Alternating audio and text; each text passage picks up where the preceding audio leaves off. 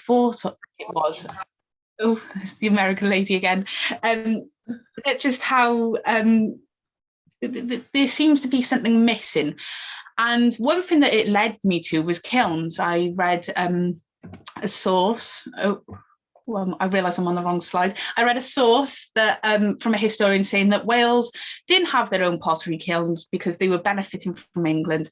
And I think, and the same went for Ireland. And I think more so Wales than Ireland, though, it almost seemed like they were dependent on England. It makes us dependent on England. And now I don't think it should be seen as that. I think it should be seen as very strong ties and relations based on political stability, social aspects, and even just down to just a good relationship that's going on there, that I think England, Wales and Ireland recognise the importance of having a good relationship. And looking at Gwynfor Evans, when he talks about the early history of Wales going into the medieval period, he talks about how the relationship with Ireland has always been friendly. He described it as friendly. He said it was a very close relationship.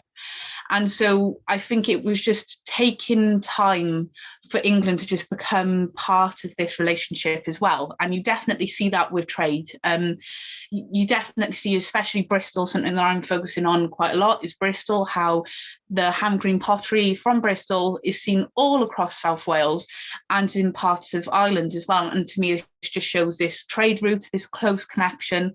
I don't think people in the medieval period saw them as better than each other. I generally think that they were just communities that were just working together to help themselves grow and develop and prosper. And I think throughout history then, when it came to today, contemporary times, the perception of this relationship has been distorted in a way where England was the top and Wales and Ireland were just waiting for whatever was coming from England because they were incapable of doing it themselves. And it was the kiln part that really annoyed me because at first I took it as fact. I thought, well, if they say there's no kilns in Wales, there's no kilns in Wales. And then I thought, no, let's try and disprove that, because this is what this whole discussion is about, is to try, and my whole dissertation is based on looking at the historical literature and realising that they look at the geographical importance of South Wales, they look at the economic importance in terms of farming, in terms of grains, wheat, corn, vines, they look at all of that. They look at the legal aspects, they look at all these aspects that can, and it is interdisciplinary. It's very important that they've done this because you can bring them all together and get a good idea. However, a lot of them are based on sources and based on documentation. And I think that just gives historians a little bit of, they have a bit more confidence in what they're speaking if there's an actual source in front of them. But when it comes to kilns, it's bringing on into the archaeology. Now, the most recent book that I've read based on Welsh economy was by Matthew Stevens, someone who's helped me with my dissertation as well. He's a historian that looks at the economy of Wales, and I think he's done a great job of it.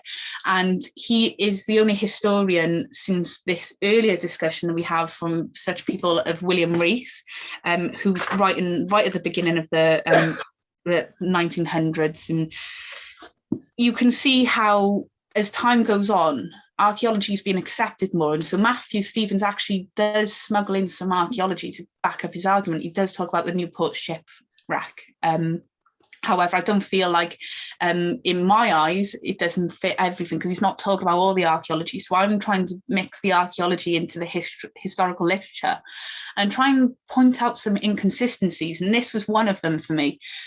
These Welsh medieval kilns, we will look at two other kilns. One's from Hamgreen, Bristol, just because I need to slip it in there to show you the importance of it. And we'll be looking at another place in Wexford, Ireland. And I'll just be talking about how there are kilns out there and they're under discussed, which is a shame really, because I think they need they deserve more attention. It's telling us so much more about the skills of Wales and the way it develops. I do think the important part of trade is that it's bringing a migration of people with new ideas, and people are taking from those ideas. It's like how Carl has always described some things. It's like a relationship. You are with that person, you grow, you learn things, there's learning curves, you'll break up, and you take those learning curves with you to the next relationship to be a better person. And I think this is what we're seeing here, is that Wales and Ireland also take ideas from England and vice versa to help themselves grow. And I think when we, like I've said, when we look at the historical literature, it's mostly centered around this mixed farming and nothing further. They don't talk about masonry, they don't talk about quarries. I know there is a small amount of literature, but on a whole, the literature focuses on the farming and the great pastures of Wales. And one criticism of Grimfor Evans, I know he is, I think he's something to do with Plaid Cymru. I know that. I don't know whether he was a candidate or whether he had won or not. But I know he wrote that book to further change the argument and the perception of Wales, like I'm trying to. But I don't think he's done a good enough job, really, because I think he does sort of focus on these great pastures and the farming a little bit too much rather than focusing on kilns. But again, I'll forgive him because he's done a good book. Yes, it's a good book though, Anne. You can get it from anywhere. It's definitely in the library because my husband got it out last year, I think, or this year. It's in the library. I had it bought from a friend. He's anti-independence, whereas I'm one of those people that harp on about it. And it is almost like he feeds the independence in me. He's always giving me literature on things like that, especially looking at the importance of Wales in history. So we can blame James for a part of that as well, considering he's I think he's just, it's counterproductive at this point. I think he's just trying to get me to realise that this would never happen. And I think there is a way. He did give me the Plaid Commission report on independence, which was shocking. It can put anyone off independence, really, but I think he'd done that on purpose. But anyway, back to this, we digress. The kilns, I think they're needed by Wales to show us how we didn't entirely rely on England. Maybe we took ideas from England and it was something that we really appreciated, but it wasn't something that we were heavily dependent on. And I don't think we should reduce Wales to being backwards. I think the evidence is suggesting otherwise to me. And I think it's just showing how Wales and Ireland heavily benefited from the links with England. They learned themselves together in earlier parts of history. And now they're bringing another group of people in to try and help them grow further. And I think this is what's important about trade is the diversity of it all. Diversity is so important, and it is today, even down to little things such as if we didn't have a mix of people, then we wouldn't have all these different types of foods about the place. We wouldn't have different ways of working with things, different perceptions. And I think that's what's important here. And so we get to the first kiln. This is the most known kiln.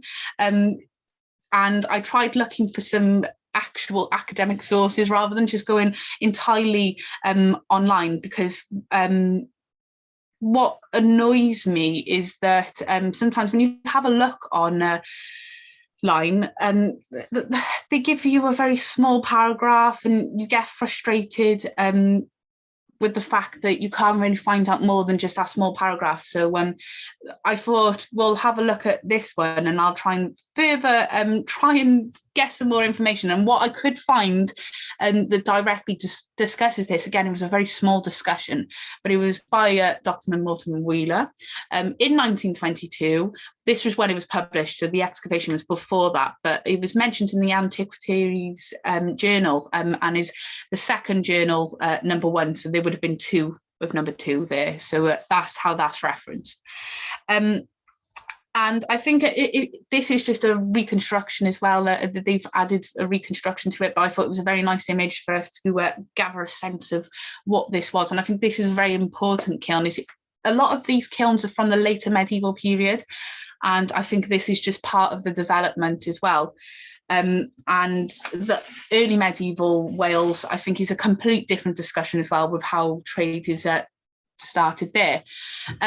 But there was a short description of this site, and I think it's very valuable when you look at this description, because it gives you the first impressions, and you realise how well preserved this kiln was. I think it gives us a good look into the industry of Wales, and especially this site. We're having a lot of evidence of trade.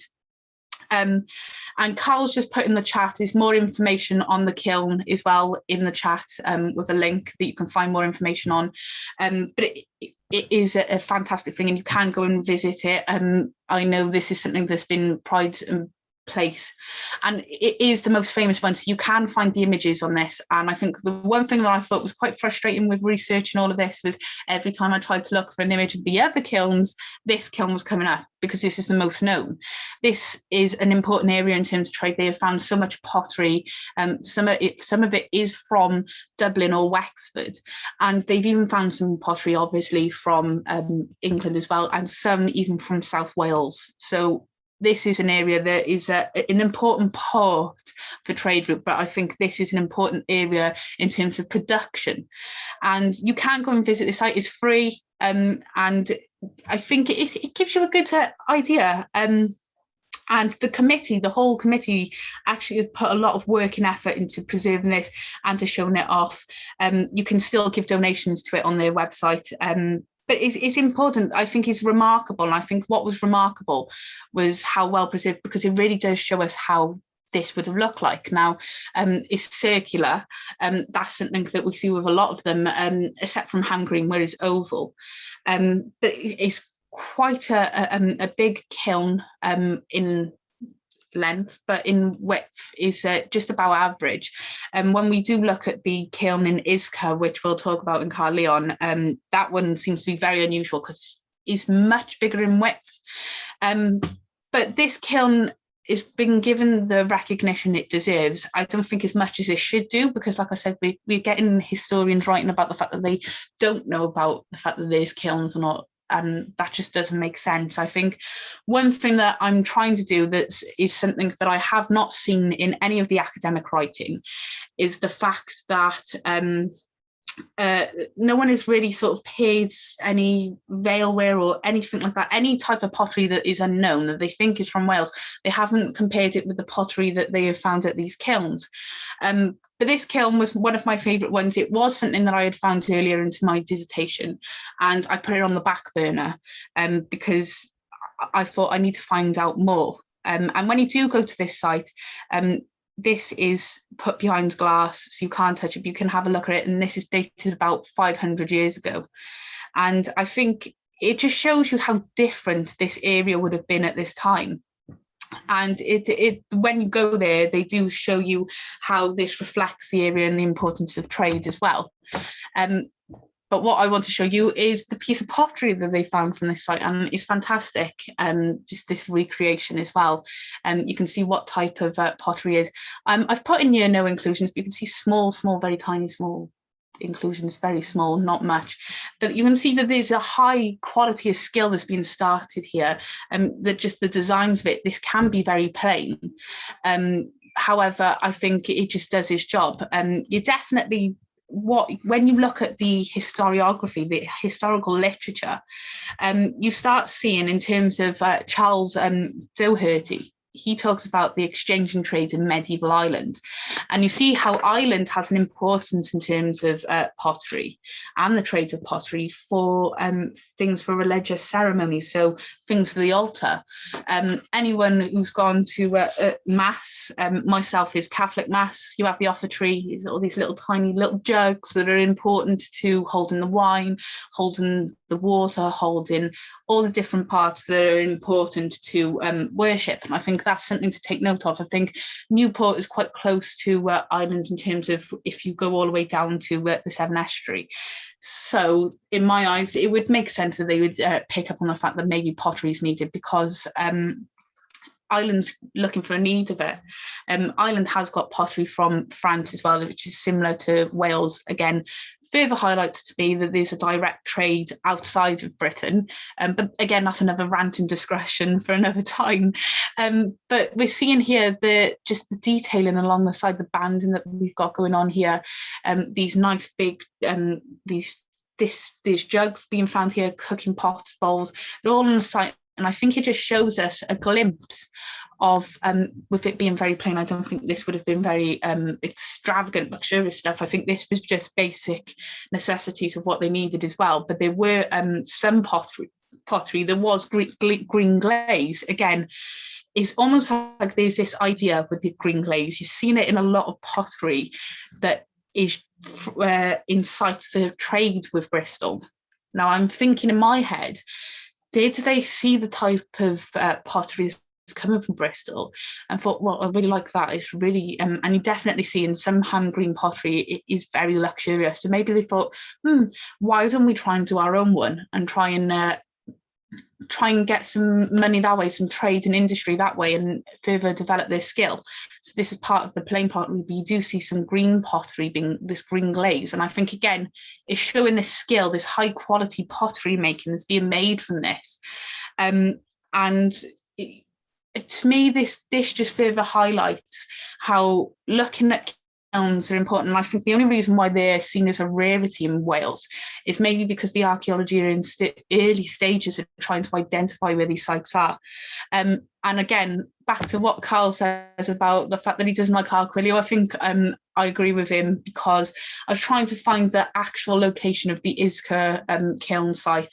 Could not find it on here, on there. I could find this one on Arquilio, but again, not much is written, and I think that's quite frustrating in terms of researching. Sorry, is this in Pembrokeshire or in Gwent? Pembrokeshire. The next one we'll be looking at is in Isca, Carleon, so near Newport. So this one's the one in Pembrokeshire. I should have put that there. Apologies, Anne. But I think this is an important site because, again, we're just having a glimpse of the two different types of pottery that's being made. I think a very basic plain pottery for everyday usage.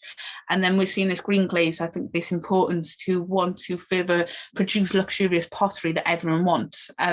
It kind of reminds me of when I was working, before I went to university, I was working in a shop called Mankind. There's a lot of gadgets in there centered towards, well, I used to be paid £7 an hour to go and play with a car that went on the wall. It was a weird job, and there was drones flying about the place that you could play with. I was banned from playing with them because it got stuck into a child's head. But there was this gadget that they had. It was a fidget cube. Now, I know a lot of people have that in terms of anxiety and other conditions, but this was being advertised as a fidget cube, and it was just a cube. One would have a button on the side, one would have all these weird like zigzaggy things. It was just a way of fiddling with something. Now, I'm normally a person that fiddles with anything in front of them, so at the moment I've got my little clip, but I thought that's a really good idea. But then we had to take it off the shelves because realised that we had a copyright thing being put towards us, because even though loads of other places started making their own little fidget cubes, the original company wasn't happy about it. And I thought it's a similar idea with this pottery. Obviously copyrights aren't being thrown all over the place. But in my eyes, I think they realised how well this type of pottery was being created, and so they wanted to put their own spin on it. They wanted to have their own green glazed pottery, their own pottery that for everyday use, and that's okay with it because it was a way of developing. They're learning from other people, they're learning from other communities, and further pushing that to allow themselves to prosper. And then we get to the Isca kiln. So this is the one that I was on about, and the one that's more closer to us. And I couldn't get an image of the kiln. Like I said, when this was an image from the Archaeology in Wales journal, which Carl has thankfully let me have a look at, which is absolutely lovely of him. And I've taken images so I can have a look when I'm at home. That's why this one's a little bit skewy, because when I took a photo of it, I was holding it at an angle. But you can kind of have a sense of what the kiln would look like. Again, this circular feature to it. And I think this kiln really upsets me the most because Arquilio is the problem here. When I had a look to see exactly where it was on the map, because I couldn't get it on basic Google search. When you go on Google Scholar, that you get a lot of information in terms of that, but couldn't find it for love nor money in terms of the images. So I went on to the plan that I had here in the report, and this was by Stephen Clark, who wrote about this, and I think he done a very nice, there isn't much that can be discussed with this in terms of what Kenneth James Barton done in terms of his Hamgreen pottery kiln. He's written a lot about this, but I think this is still in its early stages, and I think the fact that it's still in its early stages is because people have not focused on it enough. And it's the second of his type to be found. So again, you had the Newport kiln up in Pembrokeshire, and now you have this one in Isca, and this one's not been given the recognition it deserves. It seems like it was put in this journal and it's been forgotten about. But looking at the way that this was built was really interesting, because you had this single layer of flat stones forming a curving base for a wall with the beginnings of a superstructure. And this kiln, unfortunately, it had a lot of damage to it. It was very fragile, and I think that's why a full excavation was not done, because there was a worry about just the way that they could deal with it, what they could get out of it, because it was so badly damaged. And I think that's a shame about it, really. There was kiln waste found, but it was underneath the structure, which suggested to archaeologists and Clark himself that there was an earlier kiln on this site that is no longer there, and it's just lost in time. So maybe this sort of brought me, with the fact that this is a very strong Roman presence here, is perfectly situated with the river. And so in my eyes, I thought maybe after the Roman period, they realized the Romans had their own kilns, etc. They realized that they could learn from the Romans, and so this was something that was carried on. And I think the kiln waste underneath it could possibly, they had not dated, but this could possibly be evidence of maybe early medieval, which would be absolutely fantastic if that was the case. Again, would fit with my argument that Wales isn't as backwards as what we thought. But this was a very large kiln. It was larger than usual.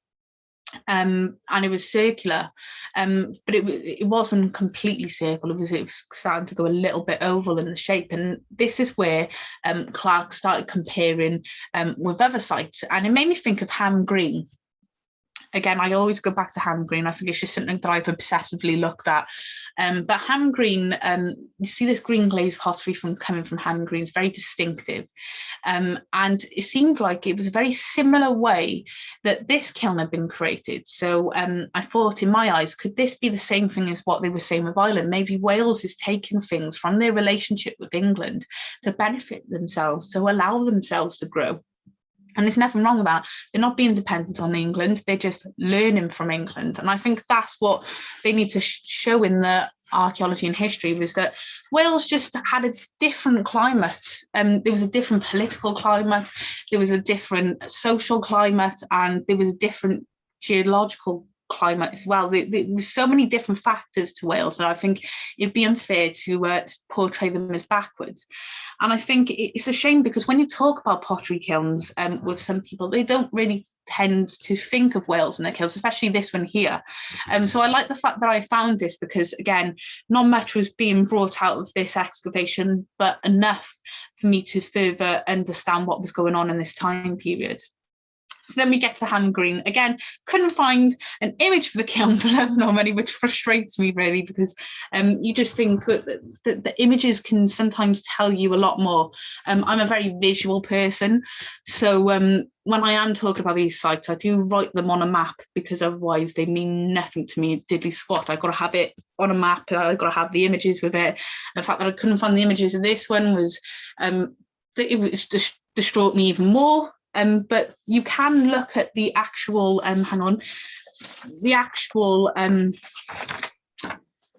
article online, and it's by Kenneth James Barton, fantastic name, and it's called A Medieval Pottery Kiln at Hamgreen, Bristol. And what had happened was, in this village of Pill, there was a hospital. Near the hospital, they had started to find evidence of a medieval structure. So obviously archaeologists were called, and they realised it was a kiln. I think what's so important about this kiln was, I think it was just how well preserved it was and how much information they were able to just bring out of this. My notes, in the end, I stopped writing the notes because it was about 100 pages, and I thought I cannot go through every page and write every note on that page, so I started typing it up. But from what I got here was the basic important things. The rest of it, again, I've obsessed over it so much, I think I could talk about it for a full hour in itself. But I think it's important to compare it in terms of Isca because of the size and the shape of it. And it was divided down the centre. So like we see here, this is a kiln that's divided down the centre here. You can see that line there. This is what the Hamgreen kiln was like. It was divided down the middle. Now, the Hamgreen kiln, in my eyes, it seems to be a little bit before this kiln, and then this kiln had come about. This is in the later medieval period, and a lot of limestone is being used in terms of the walls of this. And the walls stand about a foot high, whereas when we look at it was 8 feet long and 4 feet wide as well, and it seemed to be a similar sort of size range to the Isca kiln, just not the length part, but the width was the same. And there was a flute that was found in front of the kiln, and there was stones put in the front to act as fire bars in a way. And there was so much rejected pottery on the site. There was a lot of pottery waste here. And I think that was important for them in 1959. Again, this is the earlier stages of archaeology, and I think that's part of the reason is that Wales has only started coming into the picture in recent years as well. So we're still waiting for someone to just have this scholarship of it, really. And a lot of the pottery pieces that were below 1 inch square, they were rejected unless they had these decorative designs, because the decorative designs were important for these distinctive features. But they were producing jugs, cooking pots, and other vessels as well. And there was 2 subcategories. You had A and B. A was sandy in texture. There was a calcium content in here was very common in the clays of Bristol, and the clays seem to be pinpointed to Whitchurch near Bristol as well. But when you get to B, there was no calcite inclusions like the other one as well. The other one had calcite inclusions, and it was unglazed. So you have the glazed A type, and then you have the unglazed B type, and the paste of these pieces of pottery they were fired very hard, and when they were overfired, they were extremely hard as well. And I think it just shows that there was a lot of skill and craftsmanship that's been put into this. It was applied strips, there was combing, there was rilling into all of this, and I think you start to see similarities in terms of some of the pottery in Wales, but I think Wales tried to put their own little spin on it as well, like I have said. So that's a piece of Hamgreen pottery there as well. You can see all different types of shape. And I think one thing that I want to say as well about the Hamgreen pottery, where is the sentence in the last one? This jug is from Cardiff. I was going to say further, again, is further highlighting this trade of Cardiff. Cardiff having 2 monasteries in the area at the time, very luxurious area. So I think it was only fitting that we saw this luxurious jug here as well. And I even went down in an interpretation as what that jug could be used for. Just looking at the people holding the hands in a circle is almost like they're together. I think it's almost like a piece of worship. Was this a jug that was used to store wine in for religious ceremonies? No one's really discussed the importance of this jug, but this is something that came into my head. It was almost like this together. Whenever I was in primary school, in my Catholic primary school, there was always images of people holding hands together. It was a way of getting together, worshipping, being close together. So that was where I was going with that jug as well, because it seemed to be important. Or it could just be a very nice design and I could be looking into it. But this is a very well preserved piece of pottery here.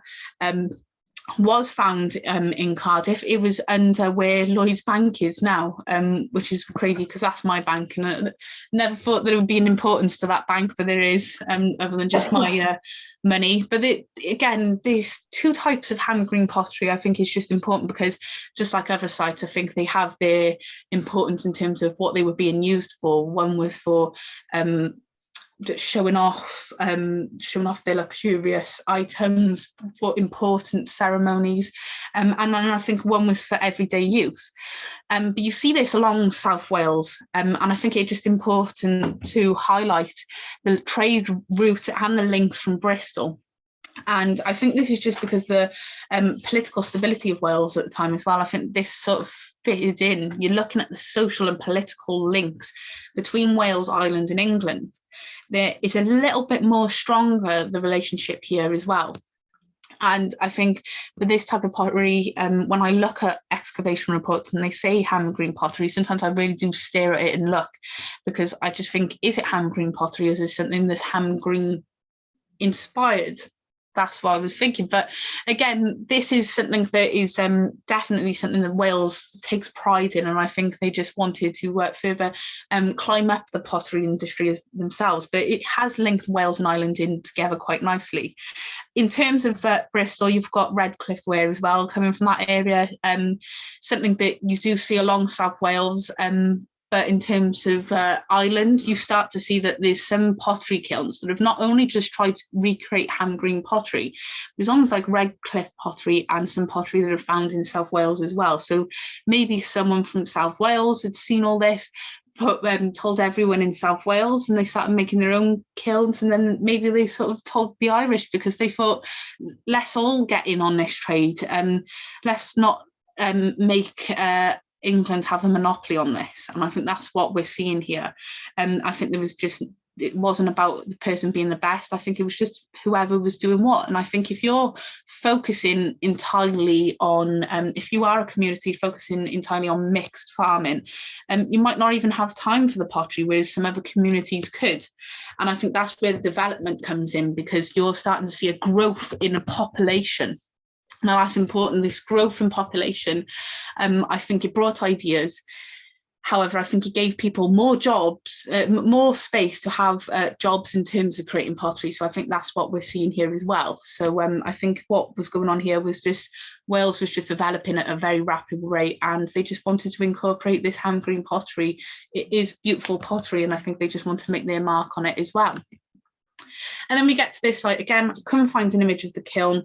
Frustrates me very deeply. It is upsetting because for anyone who's just not able to access these academic sources, it's almost like it closes them out of the history of Wales. And it's not just about Welsh history, is it? It's about history of England and Ireland as well. So it should be a focus of everyone to try and keep up with this archaeology here. Hang on, I just gotta have a sip of my drink. And I think that's what I'm trying to say here, is that diversity is important to identity, and so we shouldn't just, this isn't something to exclude people, it's to try and include as many people as possible. It has an importance nationally and internationally, in my eyes anyway, especially if it would be absolutely fantastic, wouldn't it, if we saw a site in the Mediterranean that started having Welsh pottery. It would be the cherry on top of the cake for me. I think it would just further highlight my point, but might be a little bit ambitious there with that. But I think this has had a little bit more attention than the Isca site. I think that in terms of going number one for the Newport site in Pembrokeshire, that was very widely covered. And then you have this site here, this covered a little bit in the news, and then you have Isca site. But this was found in someone's garden, so you can imagine, can you? I think I would have treated it like it was my baby if it was in my garden anyway. But there was a lot being brought from this excavation. They were finding out lots of information, and from what we can see here in terms of what we can see in the pottery is that there's a handle of a jug here in here, and you can see how it's almost like nails have been used down the side of it to create this decoration as something that is quite common. Something that I've seen in terms of Kenfig Castle, there is a jug that has been found in Kenfig Castle that replicates that sort of handle of the jug. Some people have argued that maybe is this Hamgreen, but in my eyes, why is everything got to be Hamgreen? Could this not be something that's from Wales itself? But a lot had been brought from this excavation, I think. It was a very nice report to read about. Again, this is something that Carl has kindly let me have a look at, and I've got the image here for you. So what we're seeing here, if I go backwards, you've got this, the cooking pot fabric here.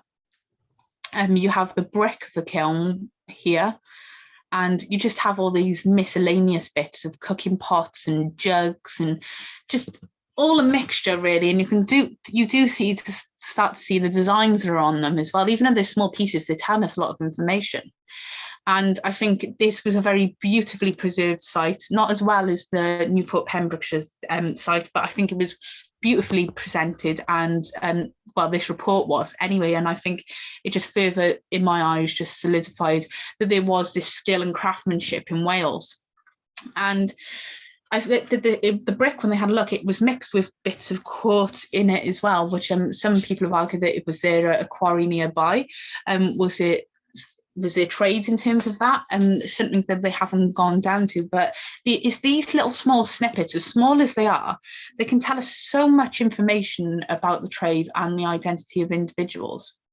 And this pottery that they have is considered to be coarse, and they've even thought that this was, it's been given quite a few names in terms of what it could be, which is quite interesting because this pottery is identified. It's not something that has been ignored, which again, it makes my heart leap with joy, really.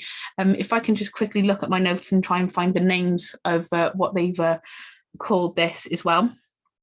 So this has been thought to be the Dyfed gravel tempered ware.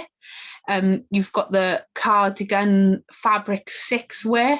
You've got the Carmarthen Fabrics A2 and A4, and it's got a lot of 12th century context, but it's thought that maybe the material that had been found on this site could be a little bit later, from the end of the 12th century to the beginning of the 13th century. But it's nice that we've got this brick as well, because it just shows again how well structured this kiln was, and I think it just further shows how important it was. There is a lot of waste here, but I think it could be down to a lot being created and just quite a few mistakes, again, trial and error. And when you have a look on online, you do see that there's a lot of sort of vessels that are quite round, and they have quite a few lines going down the side, and then you have some, they do range in a lot of shape and size, but from what I could gather, a lot of them are quite big and rounded. And where we're seeing this handle of this jug here, it kind of, I'm just going to just draw on this part here, but it kind of reminded me of this, let's see if I can, oh yes, I think I've been able to do it. It's like one of those jugs, and the handle being here, so it's very small at the top, and then it just goes really bigger. That's what I was viewing in terms of this, and if I compare it with other sites at Kenfig, it seems like that would be very fitting as well. And even looking at this excavation report, you do see how this pottery is being presented like that as well. So it seems like they have a very distinctive shape and style on them, and again, it's very different to Hamgreen in my eyes, because it's not the same sort of way that they're creating it. It's almost like they're putting their own designs, their own feel to it. There was a lot of pottery that was being found here. They did find about 30 rims of cooking pots. There was 7 sagging bases, 14 flat bases, 1 glazed handle, and 292 body pieces of the body of the pottery as well. And then again, 1 complete kiln brick, and just 4 fragments as well of a kiln. But again, they're seeing how this is all being made and created. It is an important sort of industry to the area. I think it puts his name on the map. And then we get to this site. Now, I managed to access the archaeological report online. Hang on, let me just get the name up of the archaeological report. It was a nice report to actually read about, really. But it's if you type in this exact name, maybe not even pottery kiln, just put moated site, because it was on a moated site. It seemed like there was a residency living there, and they had this protected moated site, maybe to stop any invasion or anyone else attacking. Is this in Wales? No, this is going to Wexford now. Apologies, Anne. So we go to Wexford here, but it has a connection with Wales, which I'll discuss as well. And again, Carl's put quite a few things on here. Rumney, Cardiff, medieval pottery. I have heard of that, Carl. It does exist, and I have heard about it. But again, it's just trying to get hold of the sources. It's driving me at the wall. I know there's still a pottery kiln actually still in Rumney, Cardiff to this day. The reason why I know that has just been a big part of my childhood. Used to go past it on the bus. But anyway, back to this area near Wexford. Now, I looked at Wexford because it was an important area in terms of trade. It was something that had this Norse influence, and it brought the connections with Wales into play in terms of trade as well. And this was found on a moated site of a thriving area of trade. It seemed like there was a lot going on here in this area, and they found more than just that. This excavation report, it is very detailed in what they show you as well, which if you are interested, just type that in on Google and it does come up. You don't have to pay for it, which again just makes my heart sing with happiness, because you don't have to pay for anything, and that it just, again, is beautiful. But they realised that they'd have a look at all of this, and they decided that this was an important area because not only was it a moated site and you had a series of field boundaries, but there was a pottery kiln that was being uncovered just for a new road to be built, and this is what they had found. Again, it's not as well preserved as some other kiln sites, but I think as far as kiln sites go, I think this is quite well preserved. Again, they did find a lot of charcoal in the area. That is going to be a given. This kiln is thought to be from the 12th to the 14th century, so possibly a little bit earlier than some of Wales's sites as well. And so this further solidified to me that maybe that this idea of pottery kilns. Now, a lot of people have been saying, oh, well, this is something that has been quite similar to Hamgreen. Well, maybe, because Hamgreen kiln was actually a little bit later than this kiln. So maybe we shouldn't look at Hamgreen being the influence of everything. Maybe Hamgreen was possibly an influence in terms of how they couldn't apply a glaze or even design. But I think to say that this was a reason for kilns cropping up in Ireland and Wales is ridiculous. But this, I wanted to focus on this because it was important, because it's in an area where trade is going on, and it would be interesting to see if this had moved down into Wales. If they're creating pottery, it's not going to be just for themselves and the local area. I think it is something that they would have seen as important in terms of trade. And you do see, in terms of looking at some sources, the talk about where is it? Where have I put this? As you can tell, I've got loads of notes around me. It's got to that point, I think, in my research. But when you look at historic towns, you start to realise that in Ireland, that they started to have this institutional, not individual enterprise going on here. And I think this is why we're seeing it in a moated site, because maybe this is something that they wanted to protect. This was something that was put forward by someone with a lot of wealth, and this is where it started to increase. But it was only when we get to about the 9th century where we start to see this increase in economic activity through documentary evidence with Ireland anyway. But before that, we do notice that there is a lot of authority in terms of the local markets, in terms of kings, bishops, etc., having a hold here and creating an industry. So in my eyes, was this something that was taken as a way of competing against England to maybe have their own mark on pottery and trade. And I think it is an importance of pottery to the medieval community as well. It just shows how this is just everyday life. That's what they represent to me, everyday life. This is where people would eventually have their own utensils for cooking, for having people over, for ceremonial things as well. And again, this is circular like the Iska kiln, but not entirely like the Iska kiln, because there's no partition in the middle as well. And it is much smaller as well. There wasn't a lot of waste on the site, but I think the waste that we do see is very significant. So the image that we're having here is said in the records is Hamgreen inspired. And that's quite interesting, that it's following that sort of type of style in terms of the colour and the way it's made. But on a whole, the inclusions in this seem to be a lot more larger. There seems to be different types of designs going on here in my eyes than just the Hamgreen pottery. Hamgreen pottery seems to go for quite in-your-face designs of individuals, or even just markings, but it seems like they're just going for a very simple banding that's around it, which you can see here, or even just by here as well. But it's not like Wales. Wales seems to focus on the handles, whereas here you're focusing more on the body. And you do see even pieces of pottery like this one, which seems to be entirely down to just this kiln as well. But you do see there's some sort of, they called it Redcliffe inspired as well. I don't know why it has to be inspired from England entirely and not the other way around, especially when this seems to be a site that was just a little bit earlier than Hamgreen. Again, maybe you're having people in the trade sort of exchanging ideas, and this is where we're starting to see a lot of pottery being quite similar to each other, because there's exchanges in ideas.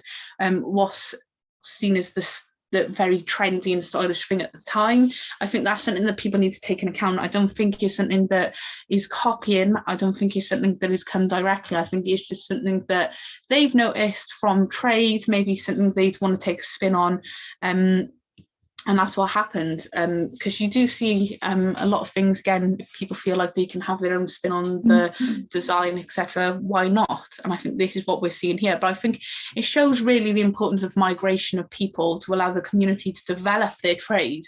And you see other factors such as political and social links. I think politically and socially, Ireland and England and Wales are getting along quite well here, because the trade was important. They're prospering and they're actually growing with each other, and so it was a very beneficial relationship to all of them.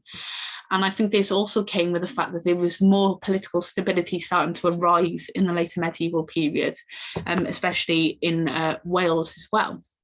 And even when you look at books from William Rees, he talks about the Lords on the March and how this brought more authority, and so it made it easier for places to connect without threat of attack or even just violence.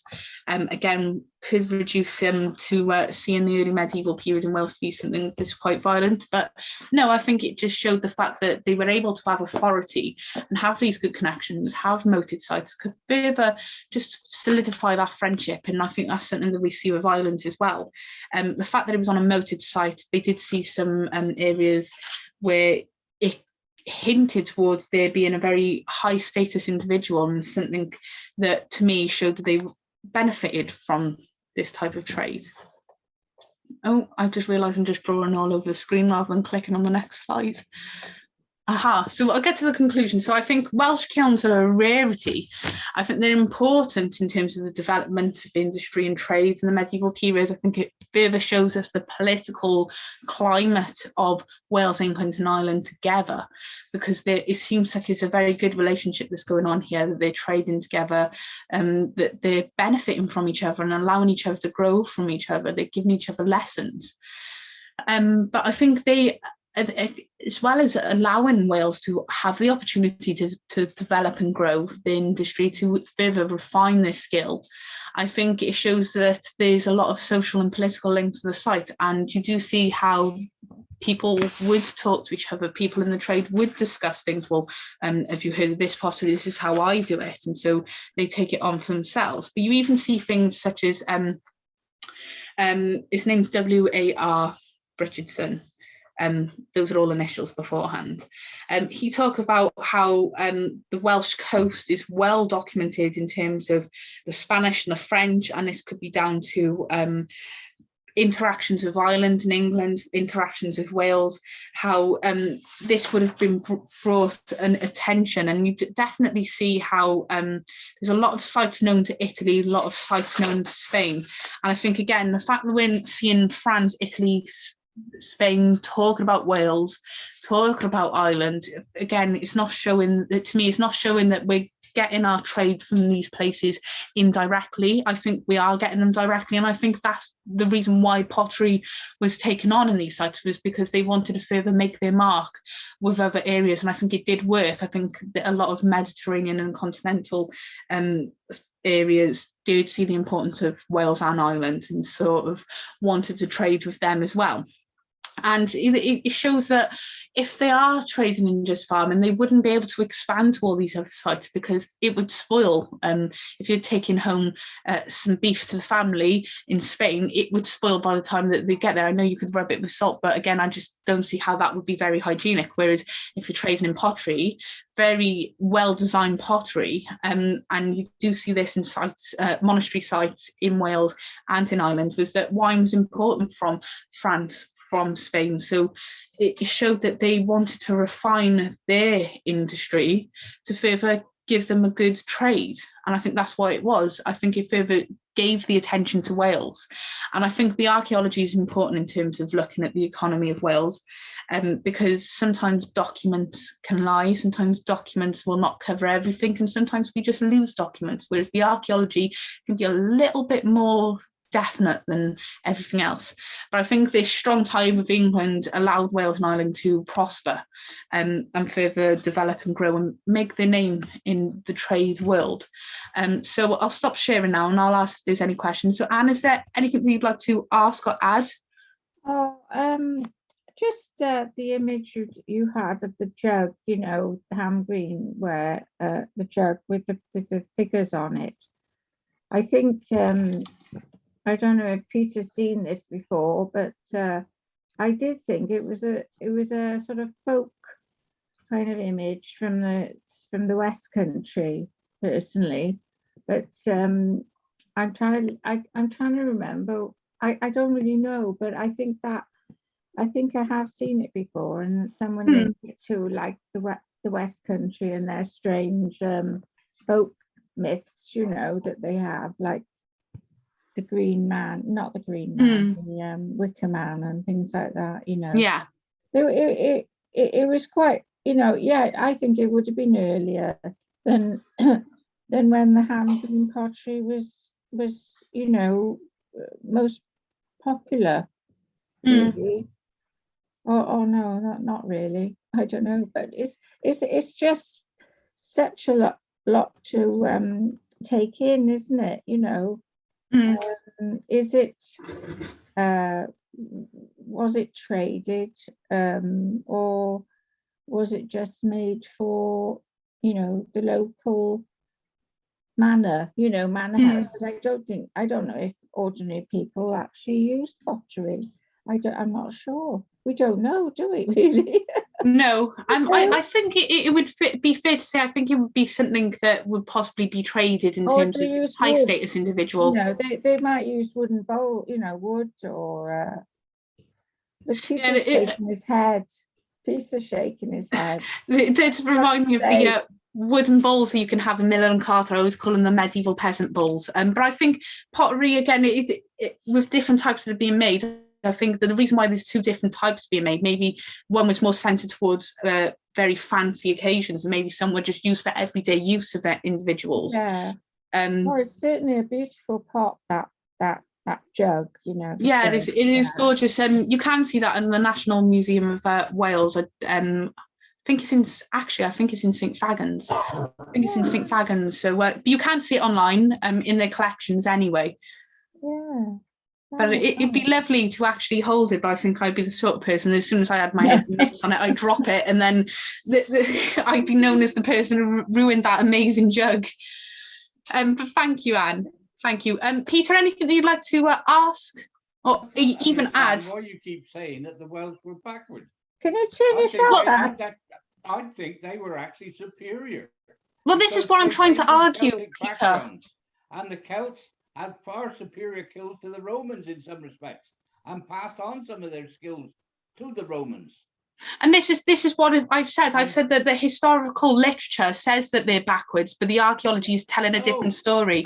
I mean, it was far richer in mineral wealth than England was at the time, and the kilns were built not just for pottery, but for the production of lime. Lime kilns throughout Wales. Wales was a major exporter of lime. Exactly. And from its kilns that it made this slate lime, and consequently, they in some respects they were superior. And the actual glaze on some of this pottery could have been simply from sea salt, and maybe in the sea salt that gave it the green color.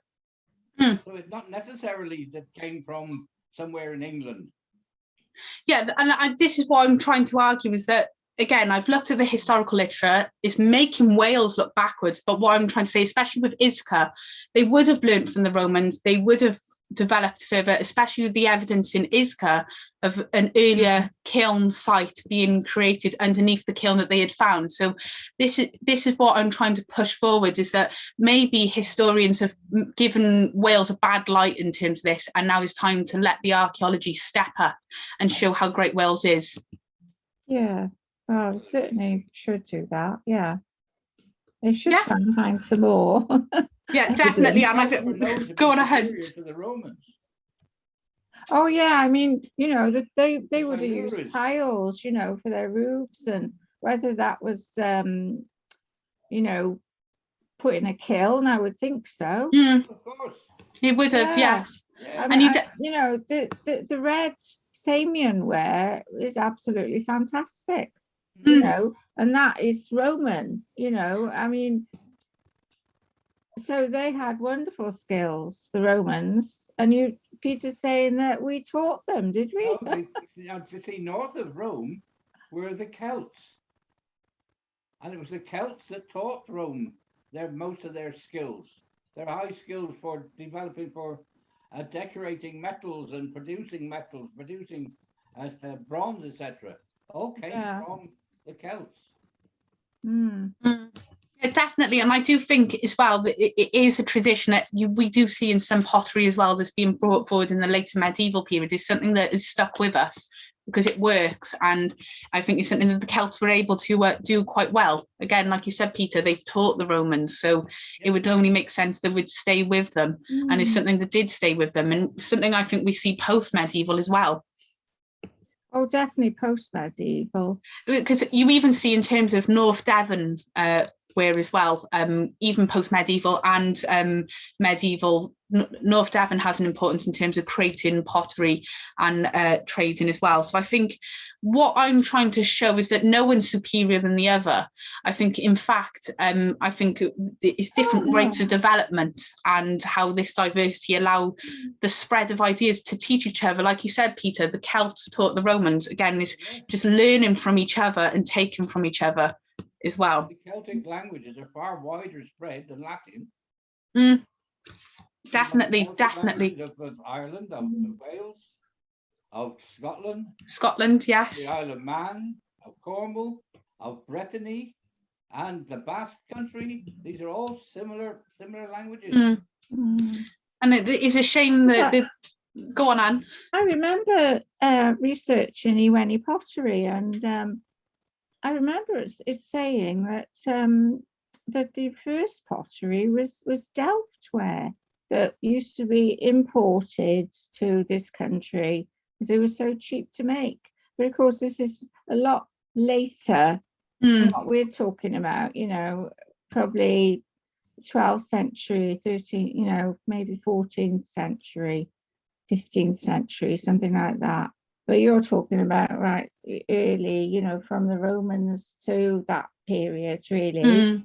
So yeah, there is a lot of history, like you say, there's a lot of history, but not of earlier.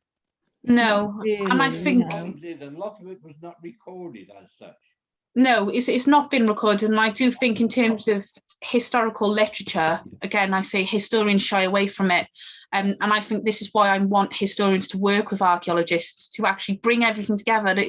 This interdisciplinary approach would help what we know of archaeology and history. Yeah, but you see, it's all to do with money, because, you know, if we had everything, if we had all information online, why would anyone need to go to school or go to university? You know, I mean, you know, they've got to have certain most people don't need to go to perimeters, you know, and you know, it's got to be worth going to university to find this knowledge, you know. And I mean, it is, you know, very elitist, really. You know, I think again, it fits in with the fact the knowledge. Just storing up lots of useless knowledge doesn't help skills, doesn't help you to produce things. I think what the thing is with excluding people who aren't in university is an issue, like what we've spoke about yesterday, Peter, with the fact that people need to know about their culture for a nation to be alive.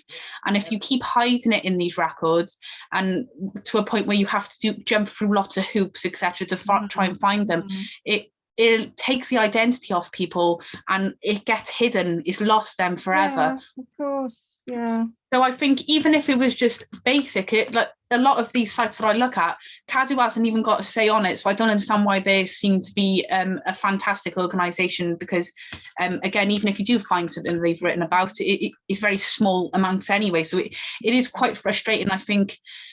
Especially in terms of kilns, it seems to be something that's important for Welsh identity, to know how important we were in trade, to know how developed we were, yet we're being fed lies in terms of historical literature written by historians that are saying, well, the documentary sources say that there was no pottery being made here, so there wasn't any pottery, whereas when it comes to archaeology, with Hamgreen, it seems to be something that people have obsessed over, but have not looked at any other sites. And I think that's the issue there, is that people are not focusing on things a little bit as much as I personally think that they should as well.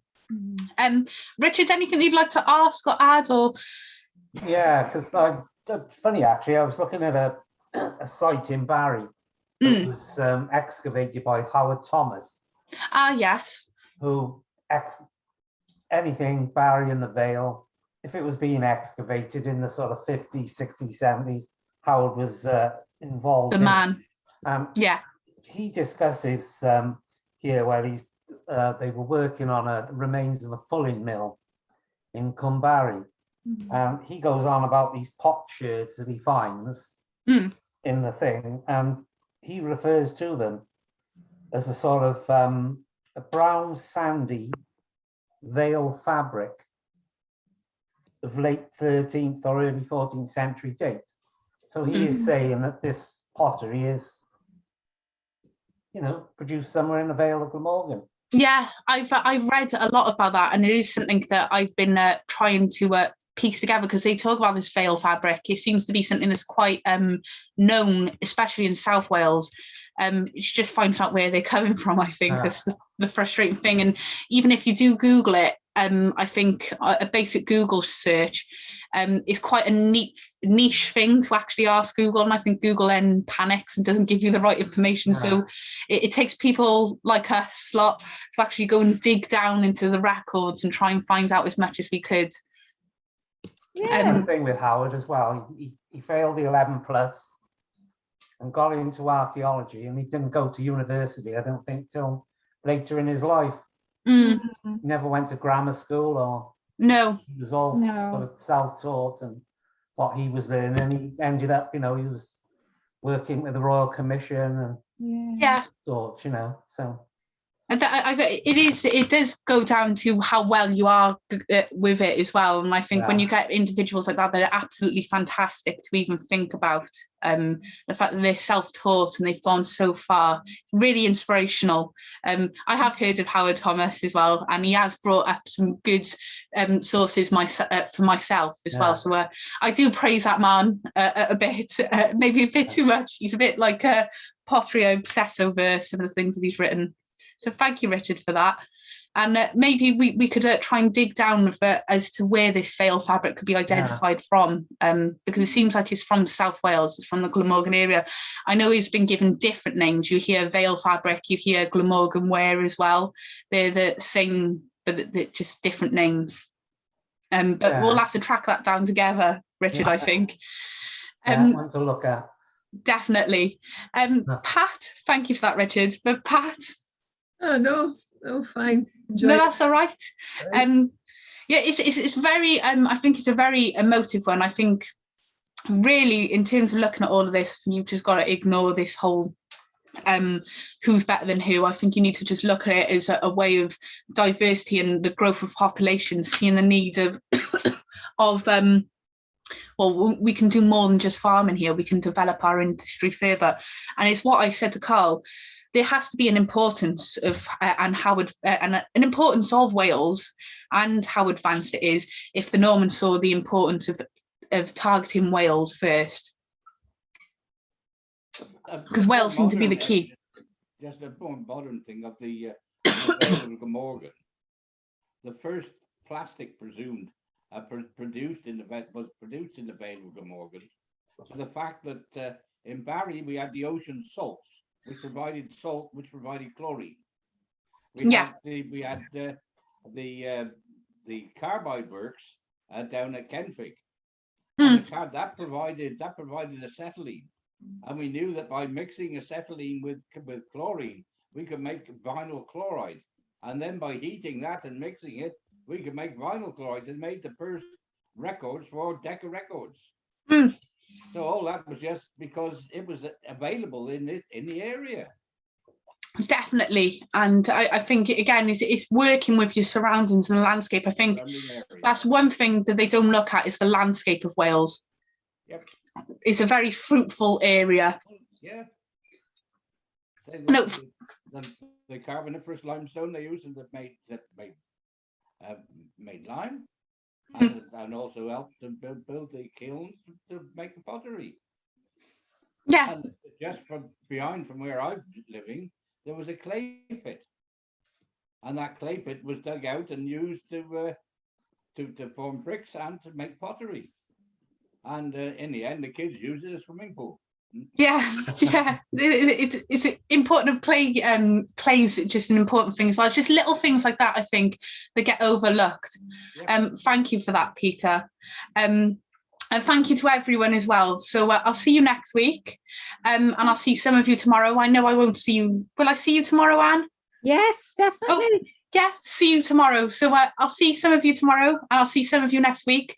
Thank you so much, everyone, for your discussions, and thank you, everyone, and thank you, Richard, Peter, and Anne, and Pat. So have a lovely evening. I'll see you soon.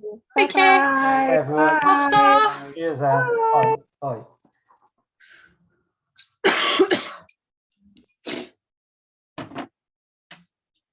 Yeah, hang a minute. Jess, I'm here in a minute. Hang on, stay there. Yeah, no, Thank you, everyone, for watching the YouTube as well. And remember to like and subscribe to Carl's account, because there's a lot of interesting discussions that get brought on there every week, either from myself or from Carl. But Carl's ones are a little bit better in my eyes.